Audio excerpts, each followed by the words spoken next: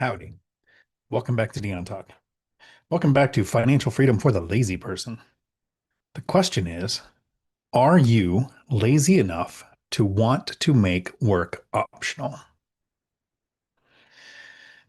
In this video, I am going to cover how buying one rental every couple of years can set you free, but buying 5 rentals in 1 year would probably make you work until you die.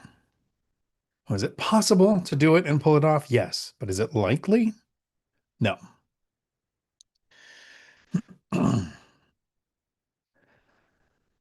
Buying one rental every couple of years is super slow, super boring, not sexy, but it works. Rushing to buy as many doors as possible can actually increase your odds of failure exponentially. Let's start with the myth of, most of the gurus on YouTube or here in YouTube land, YouTube University, talking about you need 10 doors in 10 months or you need 100 units by the time you're 30. The truth is more doors don't equal more freedom. It can mean more debt, more stress, and worst of all, more risk, more chances for you to be the reason you fail. You are the biggest risk when it's time for you to invest. In the beginning, most of our mistakes happen in those first couple of years. Most of them are pretty costly. And I'll talk about my personal situation and then I'll ask you about yours. Personally, I didn't start investing until I was 40. I got laid off from law enforcement because of the 2008 housing crash. And I found myself a single parent with 3 kids, $89,000 in bad debt I didn't know existed until the divorce, and started teaching at a CDL school, making $17 an hour. I didn't even start with a rental. I moved into an apartment and rented out my house. So I didn't even buy a rental. I didn't even learn the skill of analyzing a market, picking an asset class, looking at deals, knowing what a good deal is versus a bad deal. I didn't do any of that. I just moved into an apartment and had a rental. And the experience was so bad that I wanted to quit. I've talked about this many times. My mistake was not giving myself permission to be a real landlord. Right? I felt like I was just dipping my toes in the water. So a real landlord would, advertise their listing and screen tenants. I didn't want to rent to a stranger. Who can trust them? So I rented to a friend. And since I was renting to a friend, I didn't want a contract between two friends. So we didn't even have a lease. Imagine the outcome of my story. The experience was so negative with that one rental that I tried to quit. Luckily, I was underwater on the house and couldn't sell it and was stuck with it. Realized I had to educate myself. That's how we ended up here. And how bad would my life have been if I multiplied my opportunity for mistakes by 5 units in that first year? It was 2 years of saving, eventually educating myself, finding YouTube University. BiggerPockets had blogs, not even vlogs yet. It was just blogs. And so 2 years of saving to get that first duplex that I moved into to house hack, to take my one tenant into two. And in the beginning, it felt like it took 20 hours a week to manage my tenant singular. So every time I added a tenant, it increased my workload significantly with rentals. If I started with 5, that would have been a full-time job that didn't have full-time pay.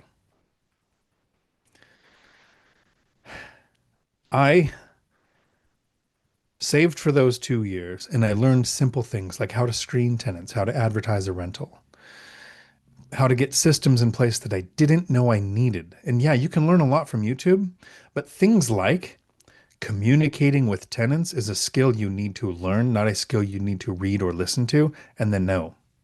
You won't know it until you say something so stupid, you're wondering if it's physically possible to fit both of your feet in your mouth while you're talking to a tenant, and realize that if you had sent that out into a mass email to 5 tenants instead of just the one that you screwed things up with, your life could implode.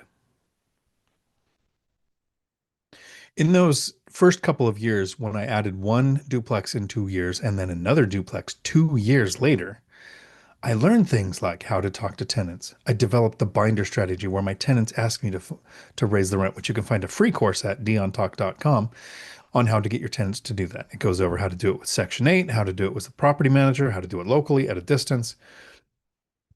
But I didn't know that in the beginning.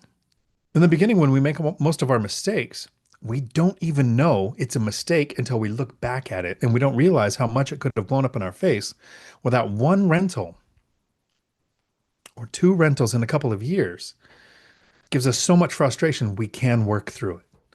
But if you multiplied that by five instead of going one every couple of years, and yeah, things sped up later. Once I knew things like how to screen a tenant, how do you find handymen? How much should you pay a contractor before they've even started work? Because, yeah, you do give them some money for materials, sometimes for labor, but you don't know those skills when you're starting out. And most people walk into situations where they throw $80,000 away on a triplex that isn't even rented out still. And how lucky is a person like that that it's not their first deal? It's several years into investing when they run into a situation like that. Imagine five situations like that in the first year. How many $80,000 mistakes do you have to throw away on five different rentals before maybe you decide working until I die doesn't sound so bad?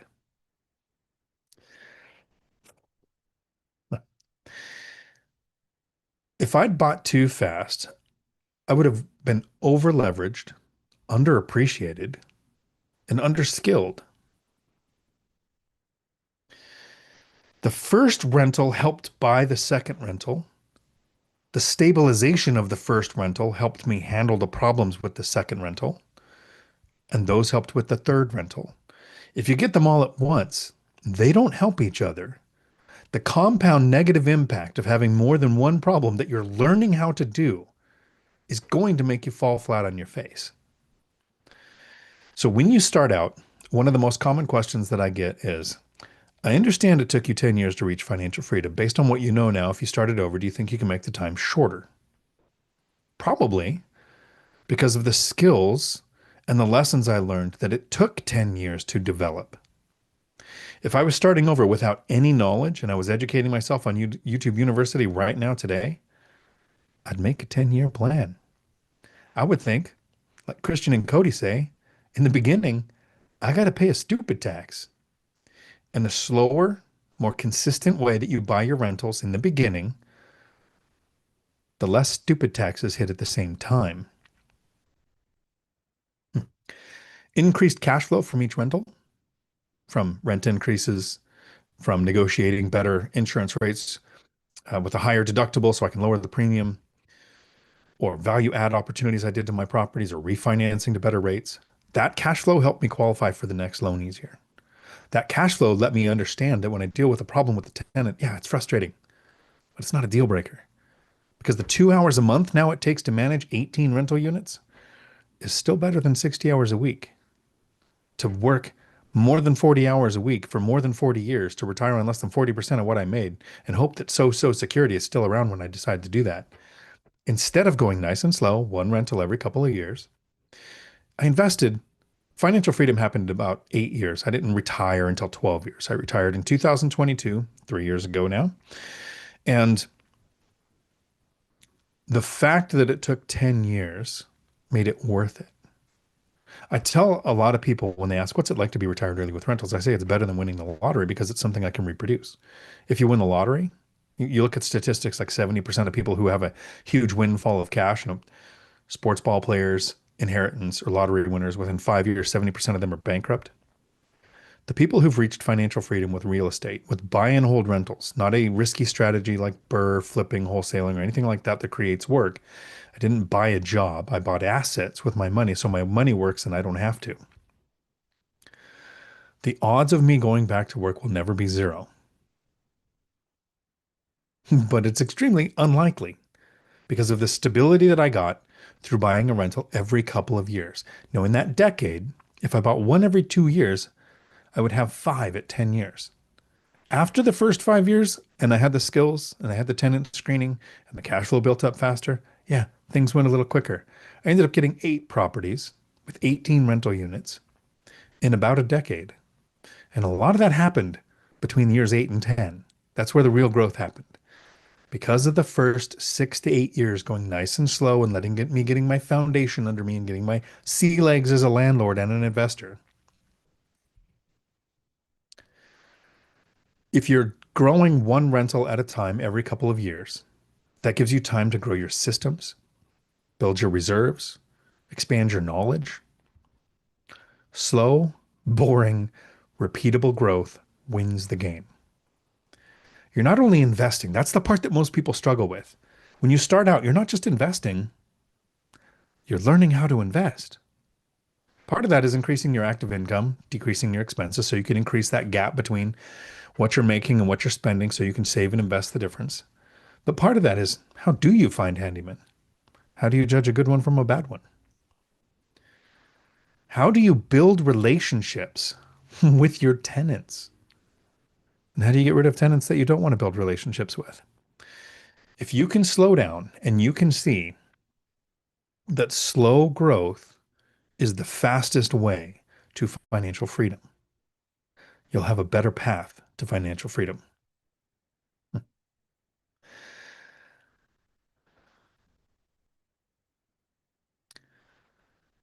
I hope this video at least made you think. This is to me, one of the more important videos that I've made because I get it very often.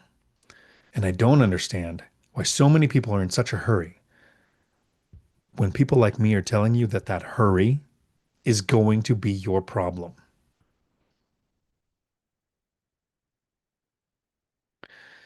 Howdy. Welcome to the not recorded intro to the video for those people who will click on a 2-hour video in the future. That's a kind of a frustrating video for me to make because actually I got a couple of emails today literally asking the question, how do we speed things up? How can we go faster? And if I had an answer, if I had a good answer at how you can do it faster than 10 years, I think I wouldn't give it to people because I wouldn't want to set them up for failure. And that's what speed does. I hope everybody's having a good week. The rest of this video is a Tuesday video where I answer all of the questions in the comments, even the rude ones. So keep them coming. Challenge on. Angel R. Howdy. Thank you. Interesting title. I appreciate it. I tried to get enough of what I was saying in the title without giving away everything. Because, I mean, most of us know slow is smooth, smooth is fast. But how much speed matters? I mean, how many times have people said, if you hire a roofing company, what's the one thing they're going to brag about? The best roofing companies brag about their speed. And what I want a company to brag about is the lack of the number of times they have to return to a job site to fix a problem they did. That matters to me more than speed. Cracked Canvas. Howdy. I hope you are enjoying the book. You and another viewer have won a signed copy of the book, which has been mailed and you received. Thank you for the picture. That will go on the social media soon. I know the answer, the way you can win a autographed copy of the book, Financial Freedom for the Lazy Person, which is available on Amazon. I did not make a workbook. Those are all scams created by AI, which will give you bad information. But Financial Freedom for the Lazy Person, if you want the signed copy, I am rolling the dice of doom from my D&D days. And I pick one of the 5-star reviews. Recently, somebody's name got selected and they put a good review, positive everything, but they put 4 stars. So they didn't get the book. Cracked Canvas. I know the answer to the video's title because you've taught me so well. Awesome. That means my message is getting through. How's life? Have you invested any of your net worth into Bitcoin yet? Thanks for everything you have taught me. No, I put 1% of my net worth into stocks because I saw Tesla was on sale. And if I open it up right now, 50%, 60%, 70%, what are we at? Oh, it's down a little today. Go over a long enough time. So 30,000 became 44,000. Whatever that is. I think at 10 million net worth, which is not my goal, I would put some money in Bitcoin. I'm not a Bitcoin investor. I'm not a stocks investor. I think if somebody invested in Bitcoin and got to 10 million, they might start diversifying into real estate.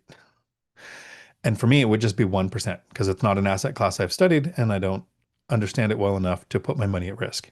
I have mastered the asset class of real estate. I'm diversified in two specific ways that give me confidence to be retired and never work again in my life. And my goal was never to become rich. It was never to create generational wealth. And it was never to have the largest portfolio. And it was never to get the best return on my money. Bitcoin has been the highest performing asset of the last decade. I still don't own any. My goal was financial freedom, the right amount of cash flow from the least amount of units. It's a great question, though. Coach Nick Massey from Lead, Pray, Hodl here on YouTube talks a lot about Bitcoin, and I think I would trust his information way more than I would trust mine. Cracked Canvas. Beyond the numbers and investments, what was the most significant psychological challenge you faced while making work optional in 10 years or less as a W-2 earner, and how did you conquer it? It is it's far too early in a video for an overshare, but I'm going to give you an honest answer, even if it sucks to say. I don't think I've ever said this in a video before, so enjoy, because I don't know if I will ever say this in a video again. The hardest psychological barrier to me becoming financially free that I had to overcome in my life was I have always lived as Captain Save-A-Ho. I've always had a significant other or a spouse, and I put them first. I needed to be the provider. The provider wasn't an investor. The provider was a worker. One of the problems was I worked so much overtime, it probably contributed to the relationships failing. But most of my relationships were the reason I was broke. I let them handle the finances. I just worked and made the money. I focused on raising the kids and earning as much as I could. Huge mistake. Should have focused on the relationships. I get it. I'm the problem.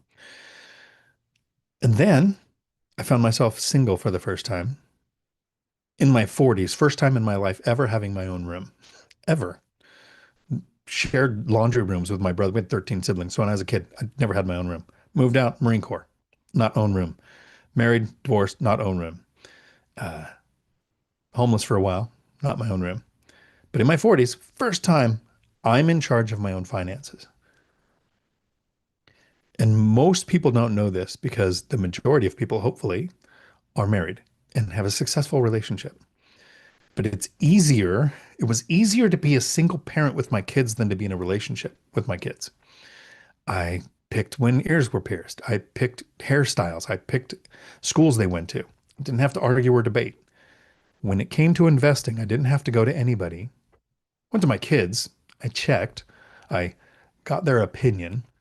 I still don't know if it would have impacted me if they said no, but they were excited about moving from the lake into apartments. My son was like, that's where all the girls live. Let's go. My daughters were like, we get to be the new girl in a new school. They were excited. I don't know how a spouse would have handled it or if we would have even been able to do it. It's one of the reasons I don't give relationship advice. But the hardest psychological barrier was understanding that at least while I was focusing on finances to reach financial freedom, I had to be single. I had to, for the first time in my life, put me first. Yep, never going to see that in a video again. Frank, old guy RAI, howdy. Speaking of people in an amazing relationship, and that is one of the reasons why they're reaching financial freedom. Jack Stewart, howdy. All fire up, howdy. Stephen, sitting on my crane as we speak, making that money for another house. Let's go. Awesome.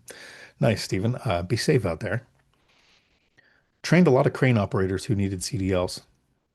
Seems like good work. Wayne Wong, howdy. Good to see you there. Apologize to everybody for the overshare. Jason, howdy.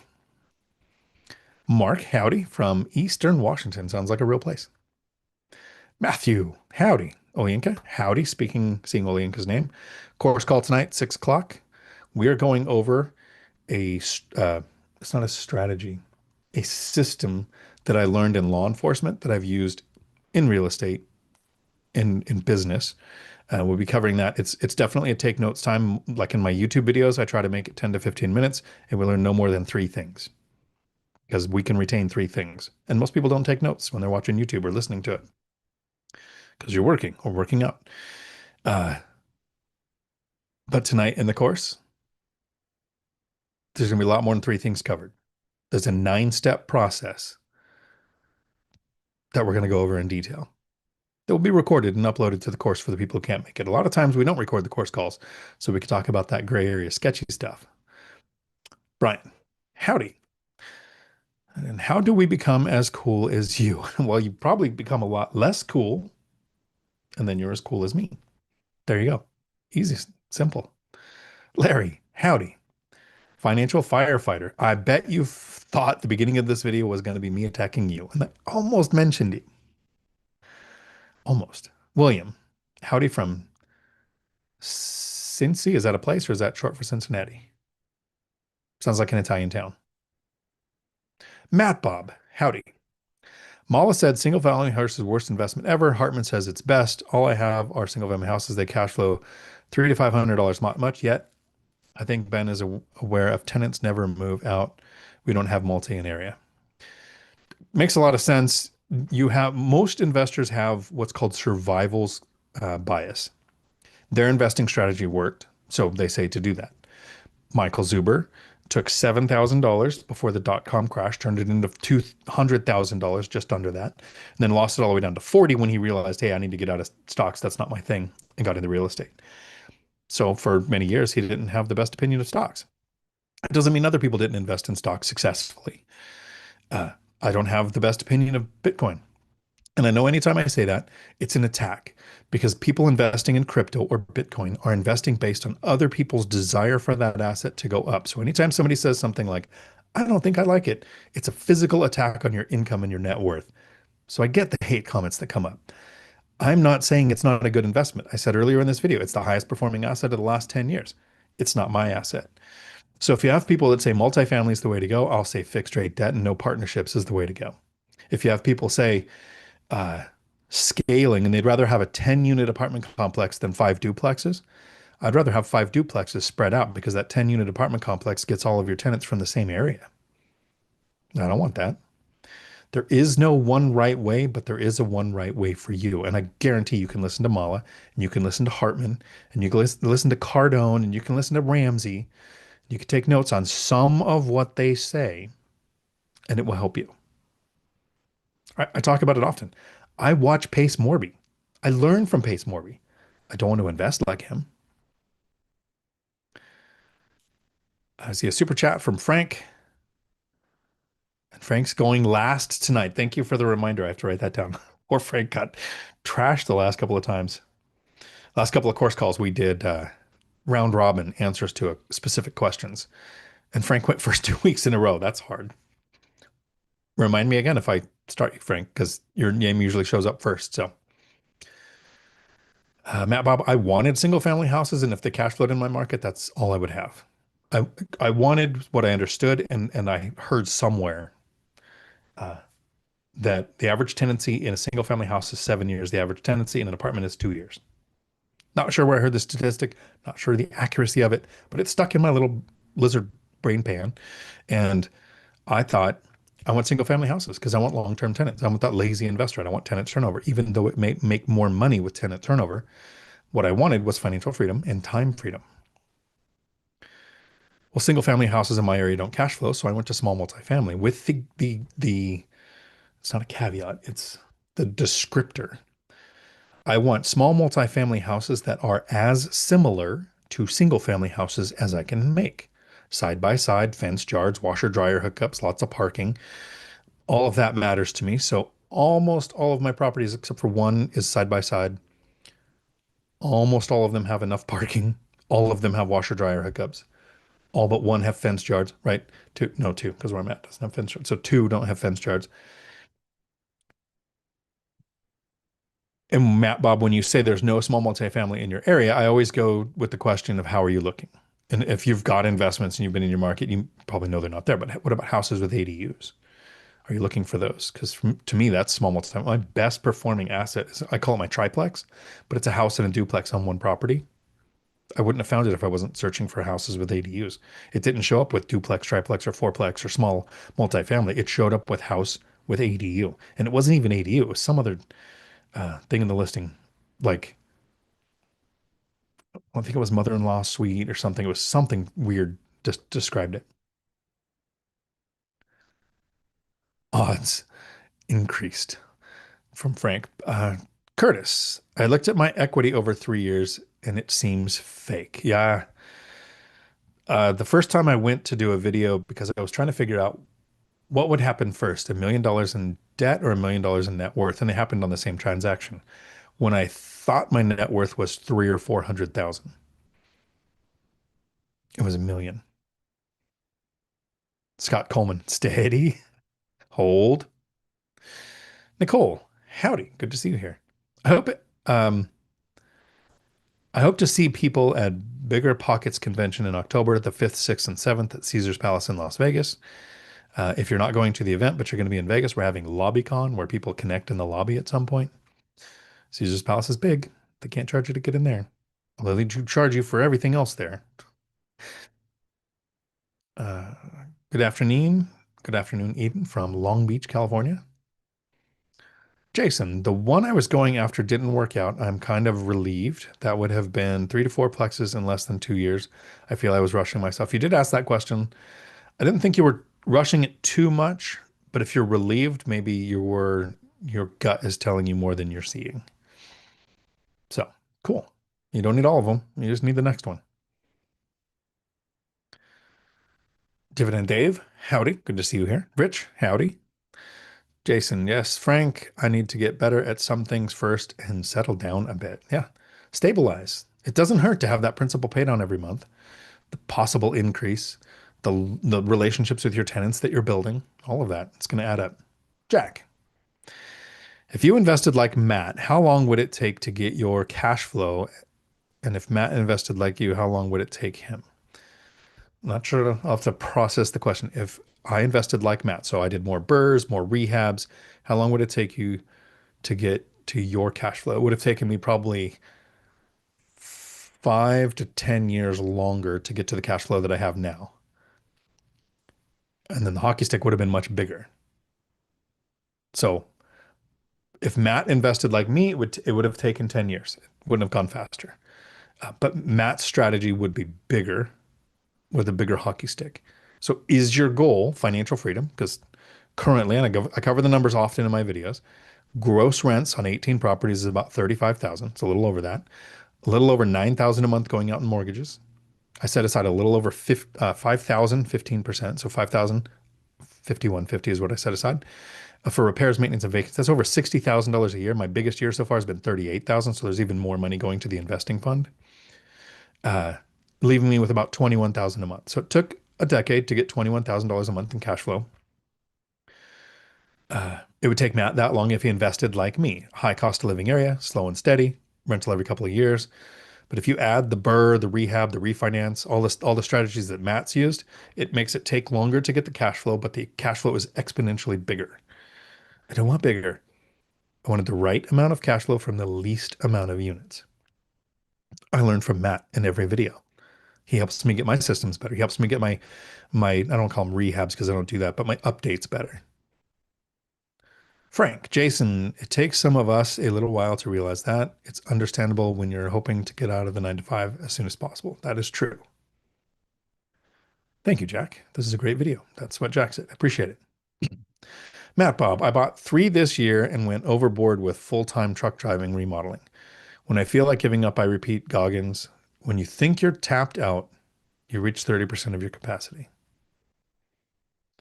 Nice. Old Frank says, what like button? Matt took back a message to make me lose sleep and wonder forever and ever what was mentioned. Howdy, Matt. Eden. Yes, I just got out of that problem because I was in a hurry. Won't be doing that again. Matt, you're the best, Dion. Very wise teacher. That might be better than what you said the first time. Jack, barbecue is considered one of the best foods ever, and it's slow and slow. Nice. Thought you had spies at my house at barbecue today. Stephanie, howdy. Good to see you here. Texas Mobile Home Geek. Finished your book. Very informative. Thank you. I appreciate that. I tried to do it to where you can read it in bits. Like you don't need to remember what was in chapter 2 to know what's going on in chapter 10. Each section in each chapter was almost standalone. That's how my brain works.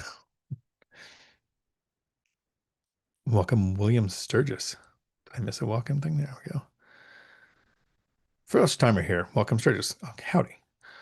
Can someone tell me where the questions are coming from? The chat. Ever you just type in a question in the chat? Cincinnati. Thank you. Cool. So this is live, and I do a live every Tuesday at 4 p.m. Pacific. That lasts as long as the questions do.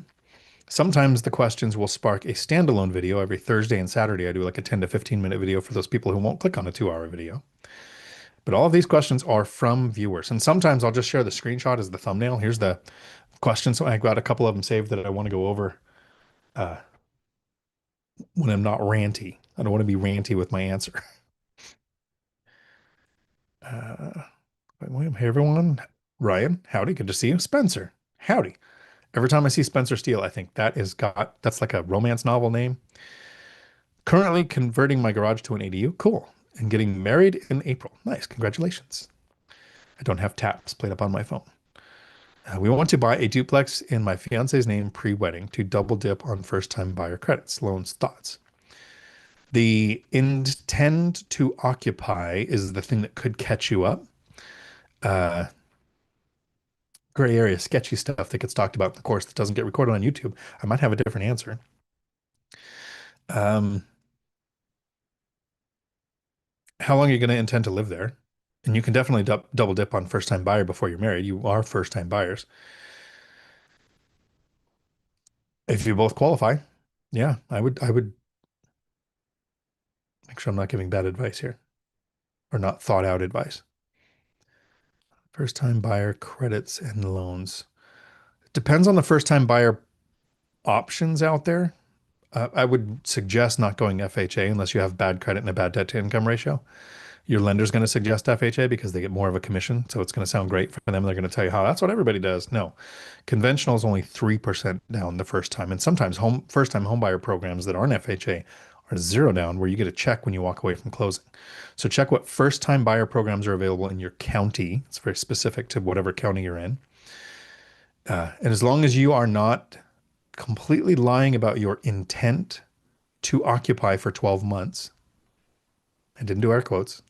I said intent to occupy. I don't have a problem with it. Ryan, I had a great lunch with my pops. May have found an EIN, the EIN. I'm getting ready for a city council meeting tonight. Nice. I already hate my cities enough. I don't know if I can handle that, but that is smart. That is better than what I do. And then my chat is freaking out. Why is it doing that? Here we go.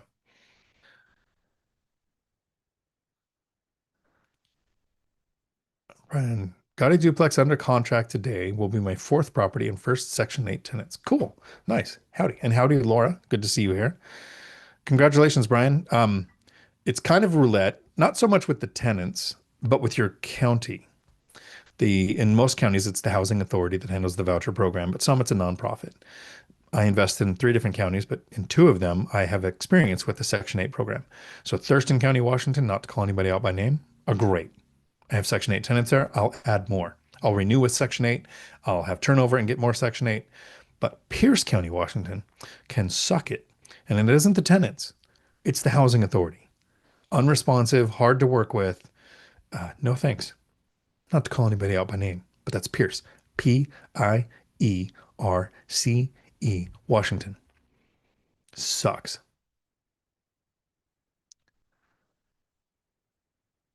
William, Cincinnati, cool.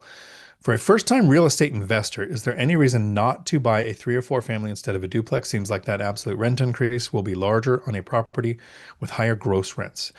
Yes, William, there is a reason why I went for the duplex, and there's probably 3 or 4. The first one is it was only 5% down, and since November 2023, it's only 5% down for a fourplex or a triplex. You can go FHA, but I hate that loan product. But 5% down on a duplex for 300,000 or $400,000 was a lot easier to save than 5% down on a $600,000 or $700,000 fourplex, or now $1 million fourplex. So the amount needed to be saved was less for the duplex. That wasn't the real deal breaker. If you can save the down payment, then it would be better to buy the fourplex.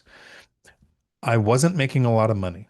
Right when I started saving, I was making $17 an hour at a CDL school in like 2011. I wasn't like, this wasn't in the 90s or 80s. This was 15 years ago, $17 an hour with $89,000 in bad debt.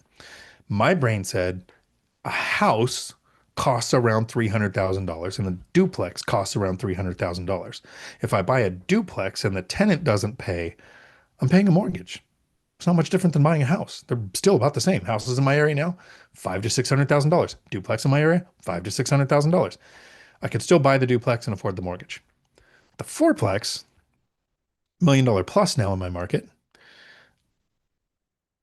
The odds that all three tenants wouldn't be paying, not very high.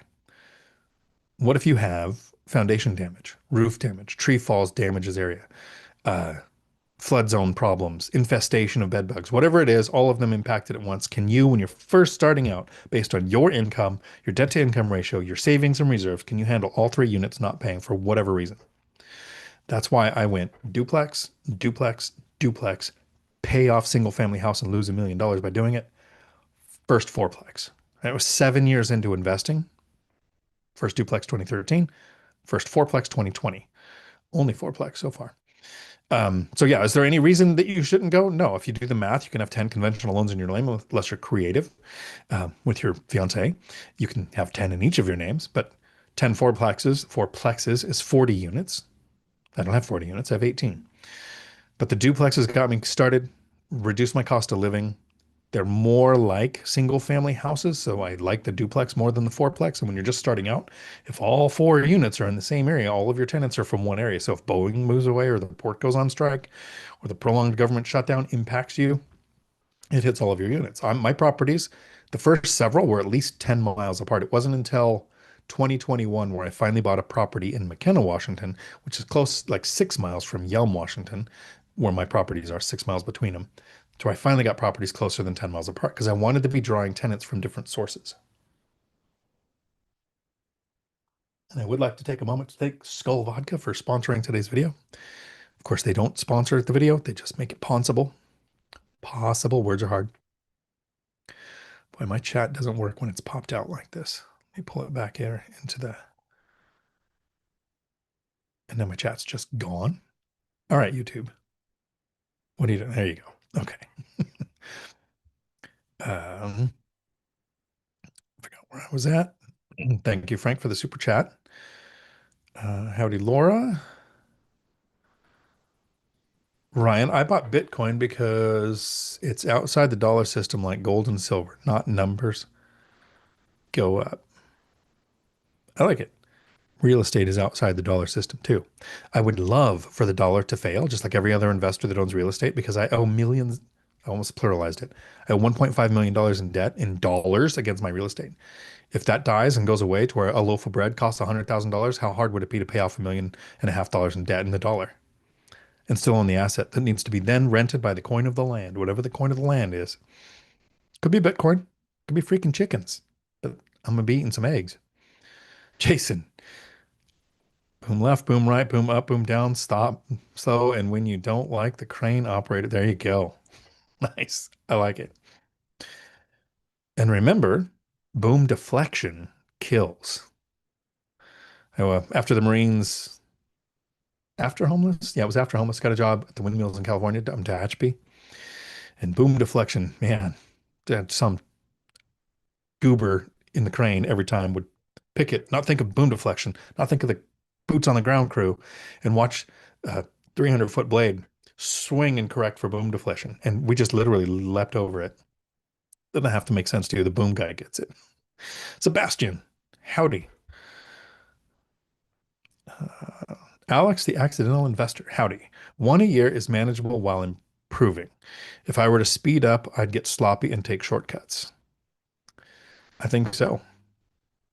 Later can be faster. In 2020, I purchased two properties. So I went from one every other year, then one a little bit quicker than that, then two in 1 year, and then one the next. So in 2020, 2021, I acquired three properties. That was years after starting. Duke, halfway through your book, a lot of great information. Thanks for taking the time to write it. Thank you. I made it as thick as it is, as big as it is, because I'm lazy and I don't ever want to have to do it again. Wanted everything in there. I'm sure people can point out things that I missed, but that is my brain dump. A decade of investing, making work optional, the lazy way, meaning you can be busy, you can be raising kids, you can be trying to have a life, and you can still add cash flowing assets to your life. Comprehensive, the term I was going for. Geo, howdy. Today I had to get over the mental hurdle of not contributing money to my 401k for the first time in 15 years in order to save that money to go towards my next house. Any advice on how to deal? Make sure there's not like a second half to that.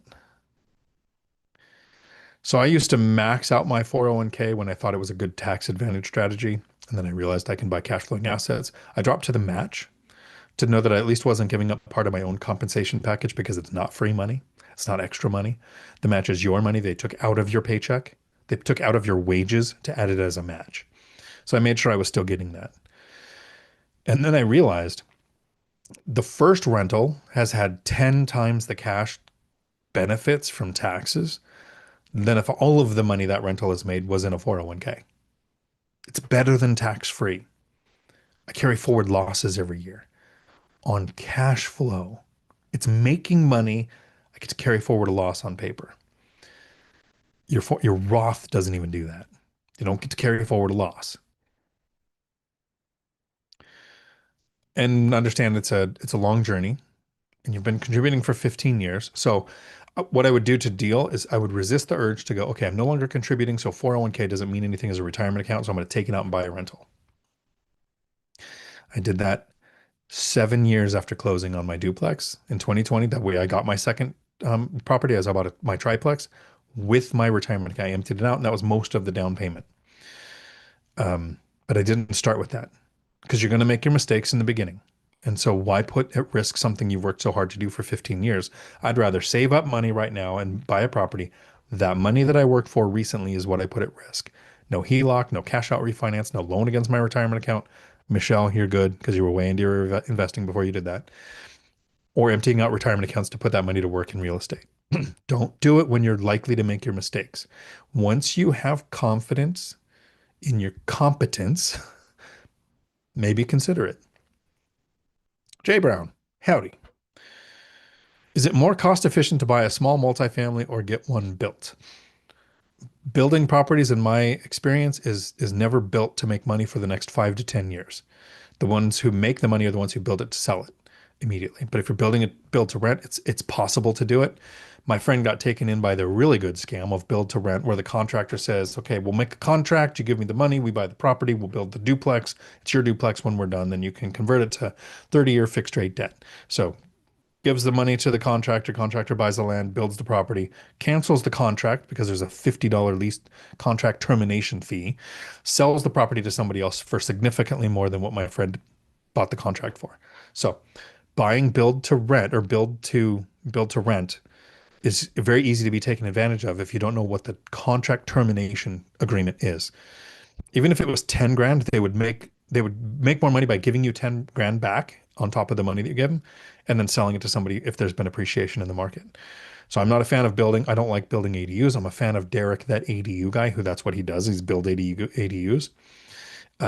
It's his strategy. It's a great strategy for him. I did one burr, and I can't say it on YouTube. I'd probably be in prison for a significant amount of time if I did what I wanted to the permit office. That's as close as I could say without making actual threats. So I'm not a build guy. I don't want to deal with contractors on long builds. I don't want to deal with permit delays. I don't want to deal with political opinions of people who work in a public office. None of that. I want to buy a rental, usually with a rental tenant in place. I want to do light repairs, fix up things, make it safe, functional, and clean, and then make money from cash flow. So that doesn't mean it's right for you. You might be in a market where building is the right way to go. Study your market, study your asset classes, figure out which ones perform best, figure out what you want to do. Do you want to deal with the city and have to beg the government for permission to upgrade your land so you can pay more in taxes and get told no? My friends finally sold well, I think they went into contract to sell. They bought a property with the plans of it had a house, 3 acres, they're going to build a duplex. City said, sure, no problem. Spend 7 grand on plans. And then I don't know, I think it was under 10 grand for a gopher study in Washington. You got to figure out if your build is going to impact the local gophers, which I get it. I feed the squirrels at my house. They're super cute. We got Giuseppe and Naomi out there, very different personalities. Uh, so I had videos of them, but I get it. They're important. They'll live there with the house there too. Then the city said, no, you can't do a duplex. You can only do a single family house. So 3 or 4 years of delays. And then they go, okay, well, we're not going to do that. And then the city comes back and goes, oh, no, you can do a duplex too, but you got to do all this infrastructure build. So they end up selling the property. So they're 5 years into when they acquired that property to where anything happened. And all they did was got the appreciation from a house that didn't cash flow for 5 years because it was a single property, single house on 3 acres, purchased with the intent to build. It's anecdotal. Just try not to let one story be the reason why you don't do something. But my experience with the city, con contact contractors in your area and see what the city is like to work with. And if they suggest things like, it's probably best if you go outside of city limits and just deal with unincorporated, or if they say, well, we just try to do whatever thing we can without permits and then beg for forgiveness instead of ask for permission later. Maybe I wouldn't invest there. Do that. It's a great question. I'm a fan of already being built. I actually don't want a property that's newer than 20 years. If I see 2005 or newer, I don't even look. I don't even run the numbers. I don't want it. I want older Class C properties that attract working class tenants. So not only am I not in the not build, I'm not in the not buying the recently built. Max, howdy. Is there a noticeable difference in tenant turnover in your duplexes versus your fourplex?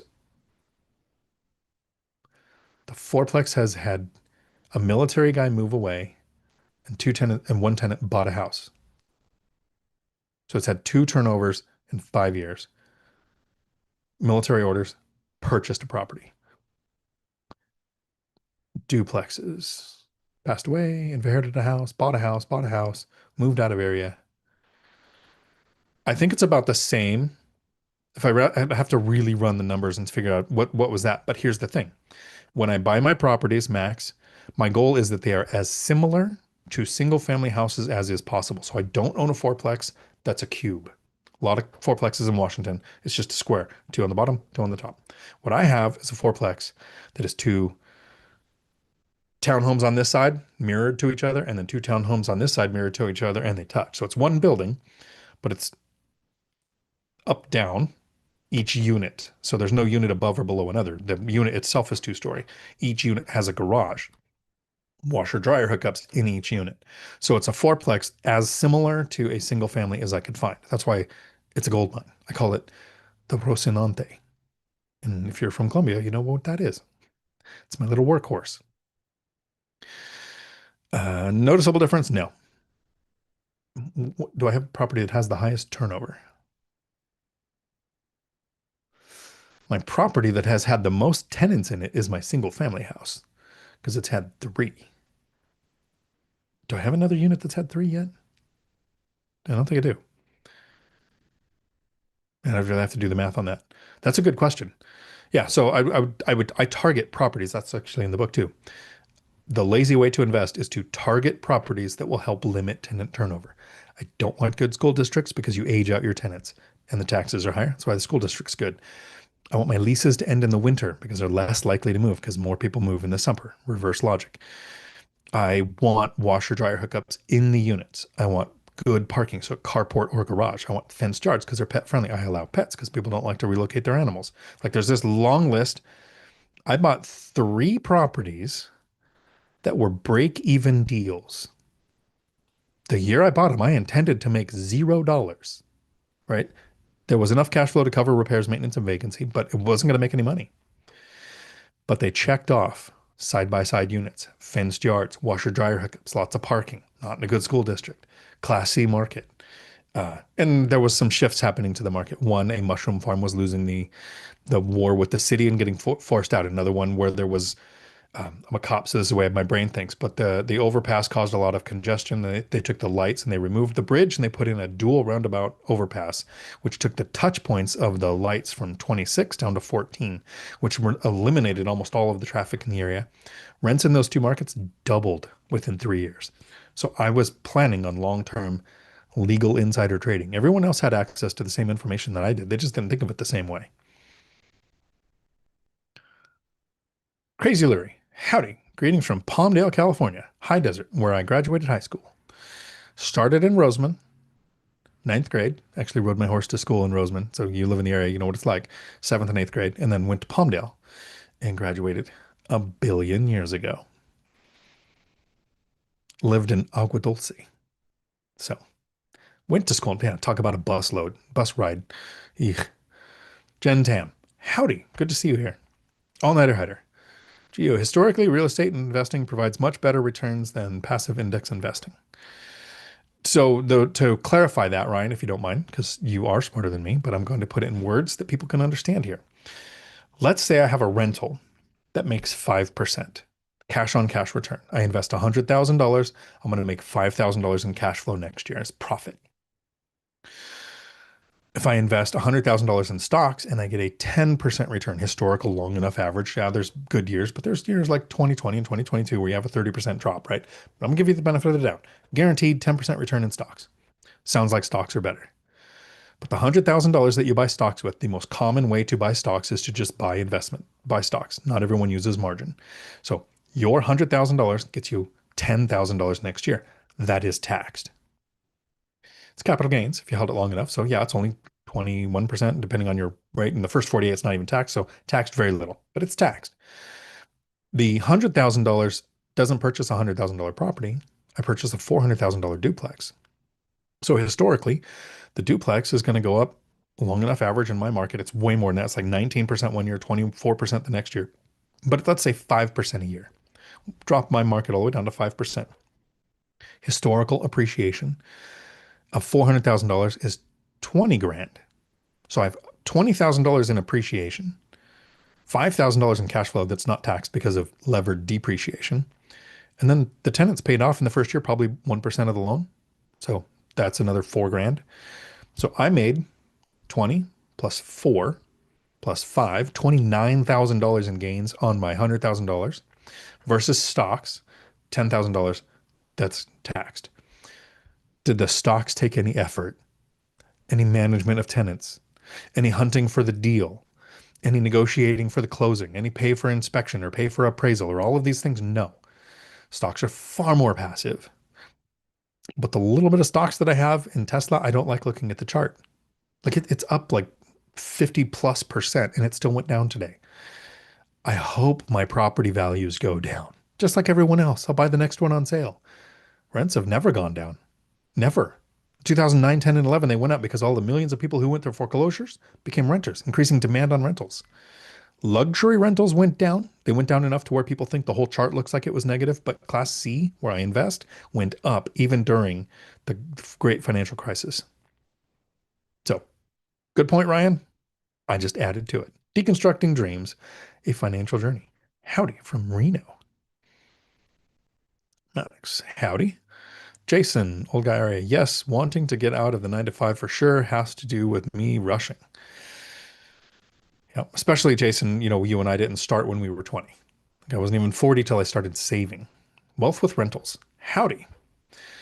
What would you do if a mother is applying with her son, but the son has a heart failure and she taking care of him and work from home? They are both above 18 though. Would you only take an application? Credit and income from the mom in the scenario. So on YouTube, I would say I would take out the relationship of mother and son. Can't think of their status in your protected class somehow in there. Take out the medical concerns of the heart thing. I would go, do they meet my criteria? And for me, that is generally one of them has the credit score that I want. All of them have no evictions ever. I've never looked at or cared what their income is. I do verify income to give myself a chance to catch somebody in a lie. I'm not going to rent to somebody who dissembles. But if one of them passes the credit, yes. If only one of them passes the credit, I have their signature notarized that while the lease is for everyone, they are the leasee. Everyone else, they are co-signing for. So if the mom moves out, the lease is terminated. Depending, and maybe the son's credit score is higher or whatever, but whoever has the highest credit score, the one with the most at risk, that matters to me. But I've had several, even Chesla's had several where a son and a mother move in significant years apart, work from home. Checked off a lot of the same boxes there. Yeah. I would just check credit, no evictions ever. As long as they meet that, I'm good. I also have, I'm not sure how you articulate this, but when I do open house showings, I'm also seeing how the people interact with other applicants. It's very easy to be nice to me. Yes, sir, no, sir, right? Somebody who controls, like when you go to an interview, we never judged people when I was interviewing at the school that I worked at, how they interacted with the interviewer. As soon as an interviewee left, the interviewer would go out to the front office and ask the office staff who weren't involved in the interview process how they interacted with that person. Did they make eye contact? Did they say hello? Were they dismissive? Were they rude in any way? All of that mattered. So I want to know how people act because I have existing tenants in the other units that have to deal with the new tenant that I'm putting in. So me, although it's not articulable, I have a personality test for my tenants. Is it legal? I don't know. I don't care. Sue me. Charles, howdy. Van Halen was the call sign. 5150. Nice. I didn't know that. I know it's cop term for crazy person. Uh, and anyone who tells you that they know 10 codes doesn't realize 10 codes are unique to each precinct. Generally, 10-4 means I'm okay. 10-6 means I'm with somebody with a gun, but it's not always the same. Code 6 at a store means all males to the front, violent shoplifter. Um, each store can be different too. That's actually my favorite job, loss prevention. And if you Google Dion Bayview Thriftway, you get to read about the unalived guy. And my chat moved, and I think I lost it. I like it when the chat moves. That means there's new questions.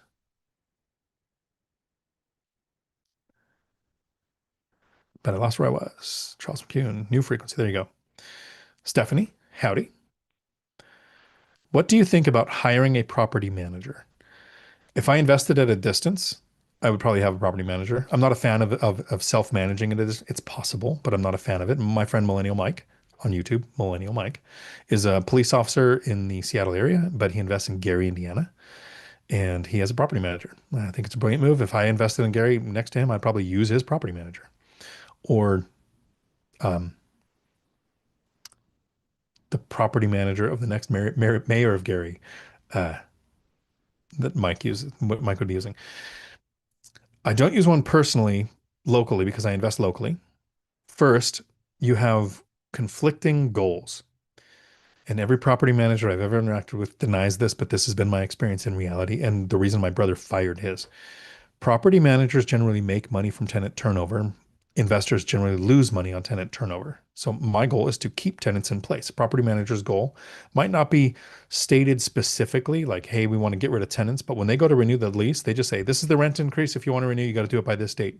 Done. Cold and clinical. Because they hope the tenant moves out. Because they get a whole year's profit, 1 month's worth of rent in 1 month. Plus they get the 6 to 10% that they're going to get every month from then on. So conflicting goals. So if I did use a property manager, I would look for one that had a flat fee tenant placement, $400 or less, or $0, because I want them dreading tenant turnover as much as I do, so that they're very careful on how they interact with tenants. That's the first reason. The second reason is, your property manager is probably going to make more money off the property than you do in profit. Are you okay with that? You put all the money up, you take all the risk. They make more money than you do. So no, I have not used a property manager. People will add, no one's going to take care of your properties as well as the owner. Property manager, it's just a number to them monthly. And there are some great property managers out there. So I don't know if that's accurate because I know some landlords that don't handle their properties very well, that self-manage. But it's the conflicting thing on turnover and them making more money than me. No thanks. Wealth with rentals. What if a potential tenant tells you that they want to move in because they have rats in their current apartment and landlord is not doing anything and they want to break the lease? Nope, deal breaker. Would you accept them, especially without breaking the lease concern? No. When you're interviewing somebody for a job and they say, we're leaving our last job because of the toxic environment and all of the drama, that person that is interviewing with you is the toxic environment and all of the drama. Write that down. If somebody has rats in their place and they don't go to Lowe's and pay $7.99 for rat poison that you put behind your dishwasher and in your crawl space, I don't want them in my property. I've got some tenants I've had to educate when they call, oh, we've got sugar ants. And I go to their house and I go, you see that Mountain Dew can on your counter? Of course you got ants. Here's where you order Toro, Torro, off of Amazon. Here's where you put it in the trail. Here's how you take care of your problem with ants. It's not a me problem, that's a you problem.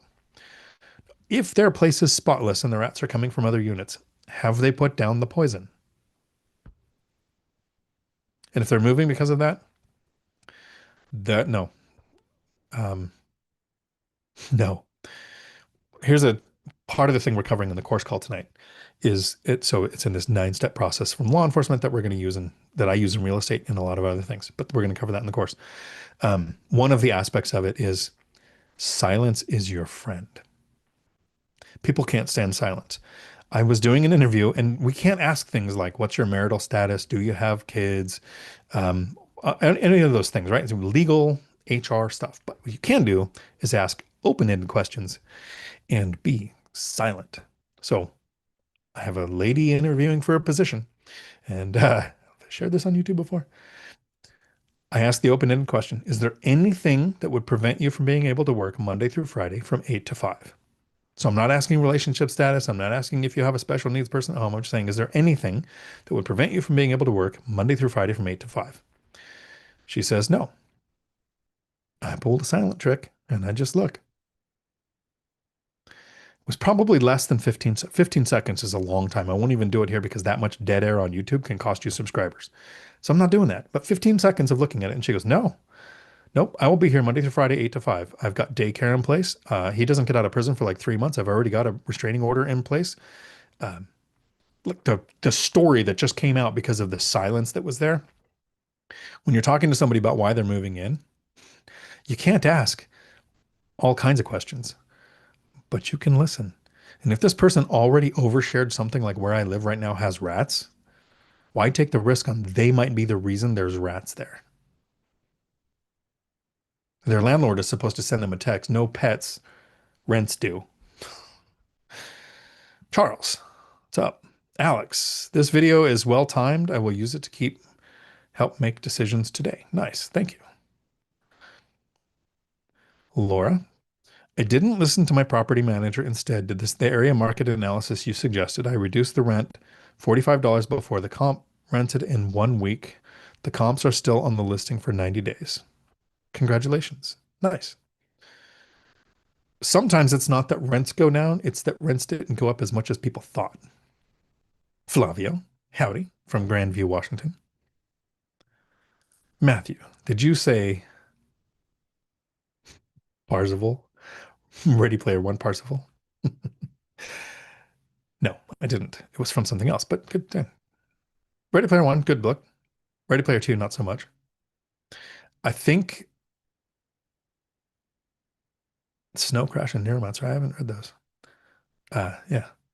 Ready Player One was good because of the pop culture references from the time period.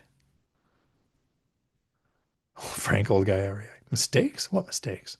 AJ Toy, howdy.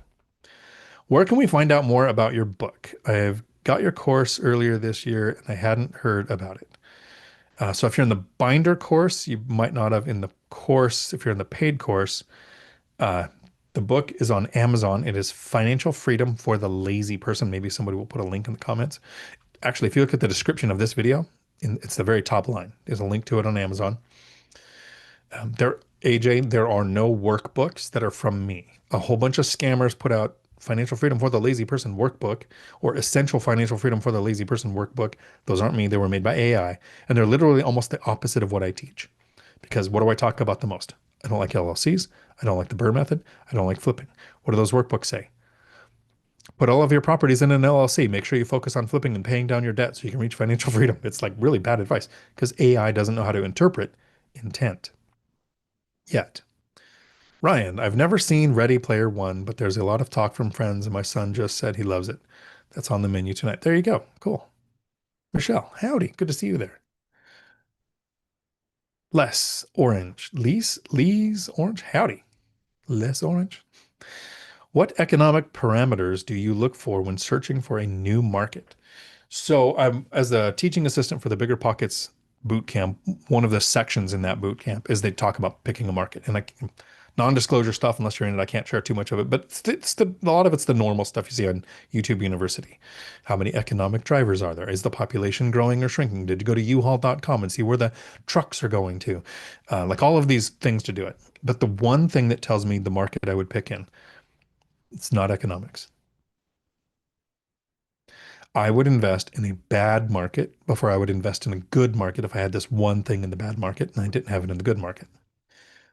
Trusted boots on the ground. In my market where I live, I've lived here long enough to know the good areas, the bad areas, the places I want to invest, what's going on, the mushroom farm losing their thing, the freeway overpass going in, whether Boeing's on strike or not, like all of the things that happen in my market, I know what's going on. If I was going to invest in another market, it would either have to be somewhere between Rosamond, and that was it because I wouldn't go into LA County, but Rosamond or Mojave, Kern County, Tehachapi, Bakersfield, somewhere like that. Because I want Kern County or Orange County, not LA County, where they actually prosecute people. Um, and they didn't have a 3-year eviction moratorium that lasted longer than it should have because I know that market. I still have family that lives there. I grew up there. I know the areas to avoid. And yeah, some of it shifts. I'd have to go do some studying. But if I was going to invest in another market completely, I would want somebody that I know, that I trust, that lives in or used to live in that market that is somehow related to real estate, investor, contractor, agent, something like that. I trust them enough to think they're going to show up at my funeral, which I'm not going to have. Funerals are for people with people in their family under 18 or, well, should have a funeral, public figures. That's not me. I want to just have my remains spread out in nature along rivers and on beaches. And special caveat, I do not want to be cremated. That's it. It's my only wishes for termination. But trusted boots on the ground. There was a period where I thought, okay, if I only have a year left of I'm going to hunt for a deal in my market. And if I don't find it, I'm going to give myself 12 months. If I don't find it, then I'm going to go invest out of my market. I told my friend Millennial Mike, I said, hey, I give myself 12 months. I'm looking for deals. If I find them, great. If I don't find them, I'm going to invest in your market because I trust Mike. And he's not in that market, but his trusted boots on the ground are. He watched Matsky Finance invest there for years, get up to 25 rentals and realized he wasn't falling on his face. Then Mike invested there. Mike has the systems and processes in place for me to be able to go. I've been there twice now. I've gone there, hung out with Mike. Didn't get to help out as much as I would like on his triplex there, but I would like to. I'd like to have been able to help. Uh, but I know that those are the systems I would want. Are the economic drivers in Gary good? No. Are there good neighbors in Gary? Some, not so much. And some areas not good at all. Literally, you go out of there to Hammond and it looks like uh, Norman Rockwell paintings, and you turn around and you look at Gary and it looks like Norman Bates paintings. Very unique environment, which I would only invest in if I had trusted boots on the ground. So it's not so much economic parameters, but to specifically answer that question, I want economic drivers. So if you would think of Gary, Indiana, the economic drivers were the steel plants that are gone. Right, so they're not there. The game changer for me in the last 5 years has been remote work being more of an option than at any point in the last half a century or ever. Meaning Chicago being 45 minutes away with remote work. That's a big enough economic driver for me to know that there's so many economic drivers available in Chicago that the work is there. Now you go to, I'm trying to think of a place remote enough, California City. Are there enough economic drivers around there for remote work to have an impact? Not so much. Great city to Google. Look up California City, the plans, the intent, the scams, the massive roads built for the 17 people who live there.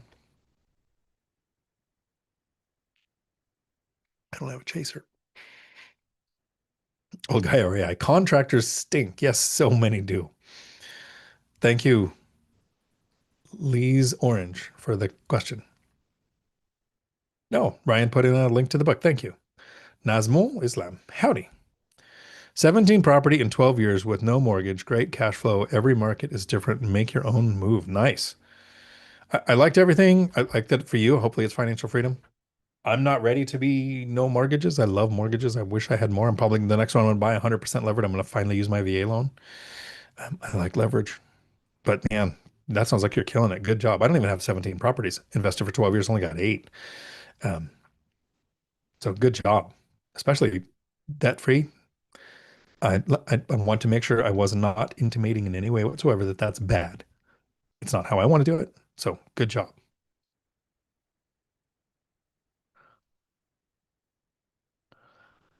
And then my chat moved, which I appreciate. We go. AJ Nasmo, investing is incredibly personal. Nice. Laura. Howdy, Jay Brown. Thanks for all the advice. Thank you. I appreciate every moment you've spent on here. Hopefully the information is helping you. Dark Spring. Howdy. I have totally agree on being able to pay the mortgage without help. I purchased my first property with being able to rent the basement. My tenant was terrible. No more house hacking for me.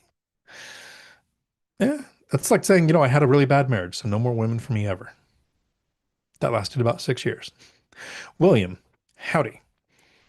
I've started watching the Learn to Analyze a Rental videos, and you mentioned Rentometer hasn't been accurate since 2020. Did you find it skews high or low? I need to start doing rent studies locally. I've seen both, up to 30% high and low. I still don't use it. I've stopped using Rentometer completely.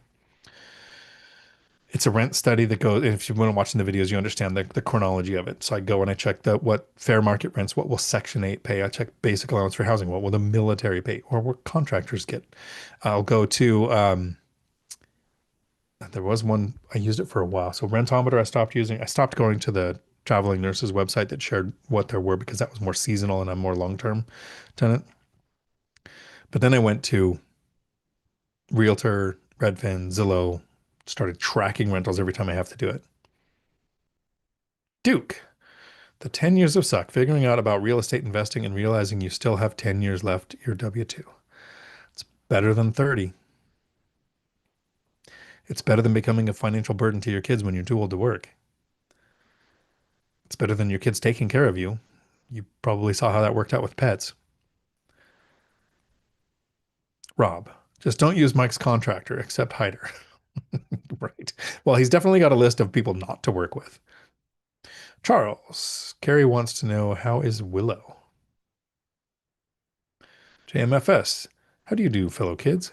Howdy. JMFS, Chris, howdy. Late to the show. Now we can get started. Howdy. Tony, long time all. Hope all is going well.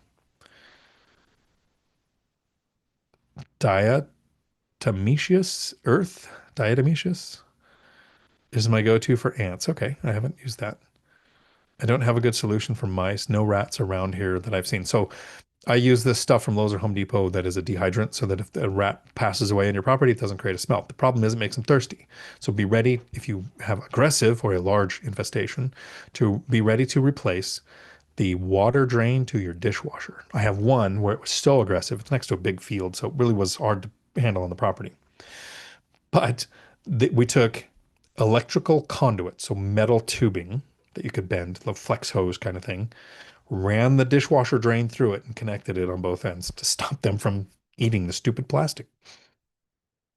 William, cats. There you go. Good option. My fourplex has a cats that the tenants feed that sometimes live next to it in the field because it's next to, there's a big privacy fence barrier behind it, but behind it is a, what do you call it? Where all the cars go to die. So we had a problem with it there, but there's a ton of cats. Solved the problem. Every now and then, the massive cat fight is entertaining to watch too. Jack, what would you do if your tenant is an environmentalist and says they won't poison the rats or mice because of the rest of the food chain? Then tell them to put out little tiny houses with little umbrellas for the mouse. Or get cats. It's environmentally friendly. Suggest the environmentally friendly poisons that only go to the rodents. Good question, though. But yeah, there's a couple ways around it. Elicitation tactics. Very good, Tony. Yeah. Elicit, because you're not trying to get a fake confession. You're trying to get accurate statements. Sean, howdy. Find out where the rat house is and see if the landlord wants to sell. There you go. Yeah, no pets. That includes rats. Exactly. Wealth with rentals. Thanks, Dion. She said they knew there were rats, and she said the landlord told them he will take care of it, but he didn't. Sounds like a broken excuse. Like, yep.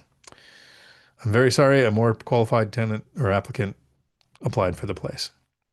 Breaking your lease is a deal breaker because you're also verifying current tenancy, rent payment, all that. You have all kinds of reasons to walk away from that. Ready Player One, the author listed Neuromancer and Snow Crash as the primary inspiration for the book, so I checked them out. They're both fantastic. Nice. I am actually right now, because it's finance books, it's real estate books, it's whatever. But right now I'm in Lee Child's book 26 of Jack Reacher. I don't even know the name, they'll blend together, but they're good stories. I like the author. Oliver. Howdy. I know you've mentioned before you usually look for 8 to 10% cash on cash, but in today's market, would you still consider a deal like a duplex at around 6%? Three of my deals were 0%. They end up being 10% because the situation changes in the area. But how many other boxes do they check off? What's normal in your market? If you can consistently find 10%, I wouldn't buy a six. But if you can consistently find five, four, or six, and you found a six that was also side by side, fenced yards, washer dryer hookups, decent neighborhood, not expensive, taxes because of the good school district thing, yeah, I would absolutely. And every market's different. Julie, I must have said something that made you laugh. JMFS. House hunting when you aren't ready to buy yet is a good hobby. There are some markets out there you do not want to jump into no matter how good the deal seems. Yeah, I would agree. In growth mode, I think it helps to study markets when you're not ready to buy so that you learn what you can along the way. One of the things I like to do to run the numbers is to go to an investor that you know that has properties and ask them if you can run the numbers on their properties and see how close you got. They'll be the first one to point out something you forgot, like the HOA or the view tax. That's a thing that you might not have considered. Angel R. Hola, ¿cómo está usted? That reminds me, at BiggerPockets, my intro song. I'll tell you what, I will send a signed copy of the book to whoever puts in the comments. Chessa doesn't count because she knows. Whoever puts in the comments the song that I chose to be played as I walk onto the stage for my keynote presentation on the last day of the bigger BPCon 2025 in Las Vegas this year. I hit burnt. I got burnt by a contractor. He ran off with 2,000. I try 80,000. But 2,000 would suck. $50 would suck. Decided not to bother with court and take it as a learning lesson. What would you have done? For 2,000, I'd be pretty close in the same boat. Your small claims court, your likelihood of getting it back. I don't know.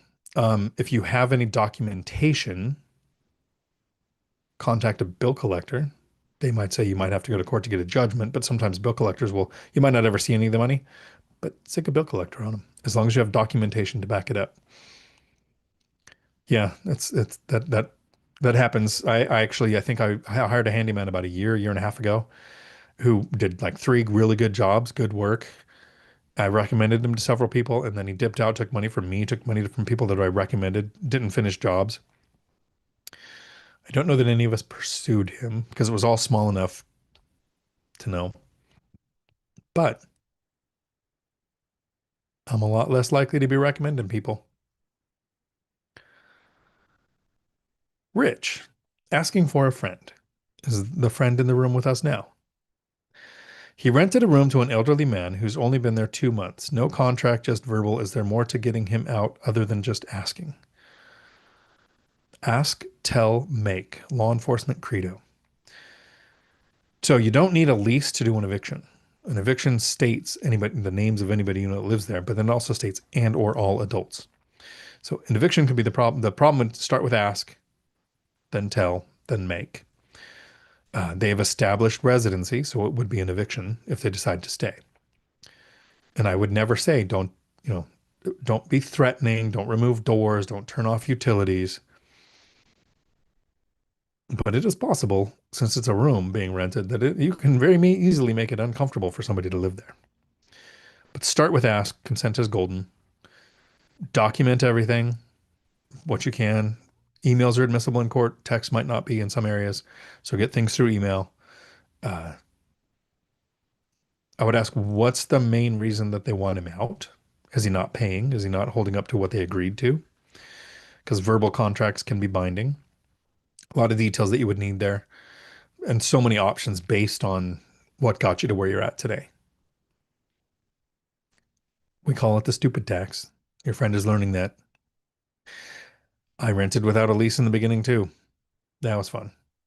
Josh, howdy. Good to see you. Chris, animation service is on my go-to as well. It's a safe for pets, eliminates all exoskeletons. Nice. There you go. I don't know how to say the word. Diatomecius. Diatomecius. Somebody named after Dionysius should be able to say something like that. Angel R. What systems or habits made the biggest difference in keeping property management low stress and contractors' tenant issues under control as you grew? Keeping contractors happy and handymen happy was huge. Tip, base tips on a timeline. Ask how long is it going to take. Cool, there's a $500 tip involved in this, but every day past the day that it's due, $100 of the tip goes away. Not the agreed upon price. That's what you'll get paid when it's done, but the tip can go away. Hired handymen for simple jobs, not just the hard ones. So they're more likely to answer the phone when it's going to be a hard job. So there's times I can absolutely go and swap out the blinds at a place if I needed to. But I'd rather pay a handyman, travel time, time to do it, tip, everything, because it's an easy job. They're more likely to be the one to go in the crawl space the next time I have an issue because they went and did something easy. And I tell them, this is an easy job I could do. I'd rather you make some money because I like it when you answer the phone when I need you. Habits, educating tenants early on using the binder strategy. Uh, the premise of treating your properties like you have 100 and your tenants like you have one helps a lot. Right? If you have 100 properties, you're not going to go out and swap blinds in each one. You're not going to go out and repair a fence post. If you have one tenant, you're not going to be rude to them. You're not going to ignore them. You're going to answer their problems. You're not always going to be the person who says yes, but you're going to say no tactfully. Low stress management. The stress always changed. I don't know if it ever went away. Sometimes we don't recognize stress until it's gone. Uh, Tenant turnover, while I've invested to avoid it, sometimes it's the best thing that happens. Not only just the biggest rent increase, but you can get rid of a tenant that has been a problem, complain about stupid stuff.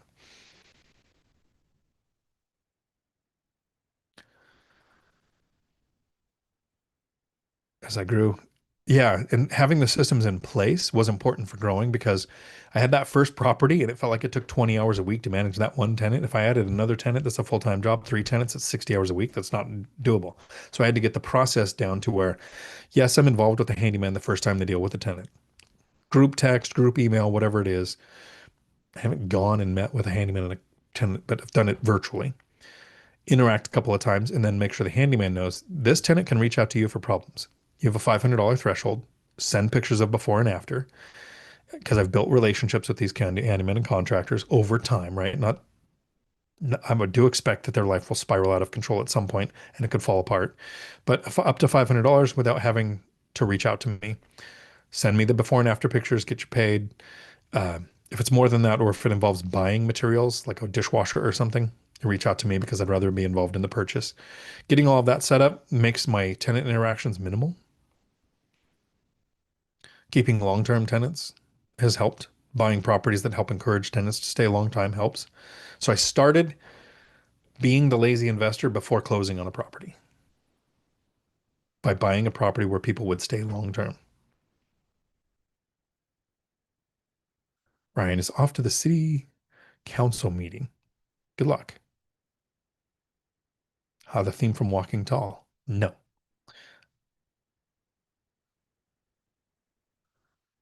Angel. Did anybody else put Despacito before you? The Marine Corps hymn? No. Uh, okay. Angel R, email me. That's the song. I put it in all my shorts too, so that would have been a good hint. It's not the Marine Corps hymn. Easy money, working for a living, moving on up. Thank you. My wife called him. That kind of tax with capital S. Capital S. There you go. Yeah.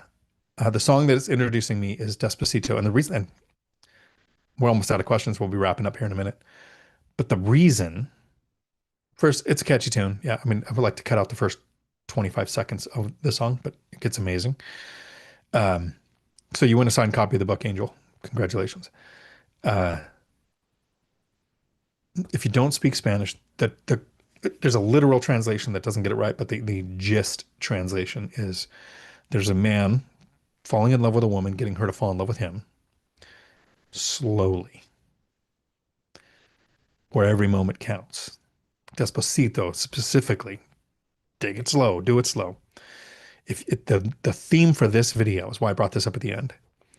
If you want 5 properties in 1 year, you're going to fall flat on your face. Or you're going to have a rough 2 years like Mark the financial firefighter, where you wish you might not have gotten 14 in 2 years. Is it possible? Yes, you can survive it. But is it likely? No. If you go a despacito and you enjoy the moments and you learn the skills and you go nice and slow, real estate investing is something that will seduce the rest of your life into time freedom, giving you all the time back to do whatever you want, to travel wherever you want. Good guess. Angel, let me know if you know my email or if you need it. Oh, where did Laura say it? Did she say Despacito first? Did I miss it? It's whoever said it first. Oh, you did. Nope. Ivan. Nice.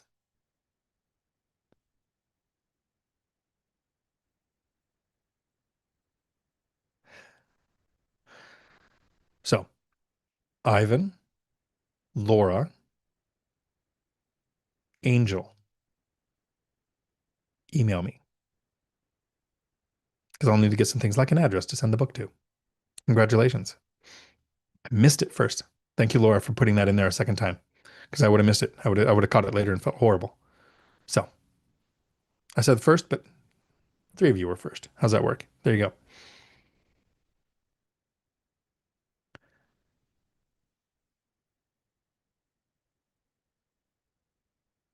Cool. Slow is smooth and smooth is fast. Imagine if I read my chat slowly. Nice. William, I wonder if investing in neighborhoods where older folks live would have less turnover. I've been looking in hip areas, but maybe areas where retirees live would have less turnover. It's a way to target a market if you're looking for that. I have older and younger. It's been about the same turnover. The older couple passed away. That's less likely to happen with the younger couple.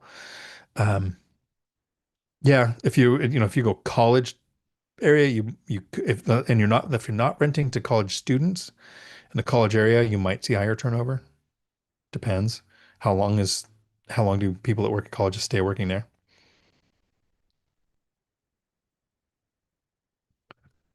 It's all good, Angel. All 3 of you get it. So too late, Tony. Nice try though. I love it. Can handle 3. I'll do more in the future. Don't worry.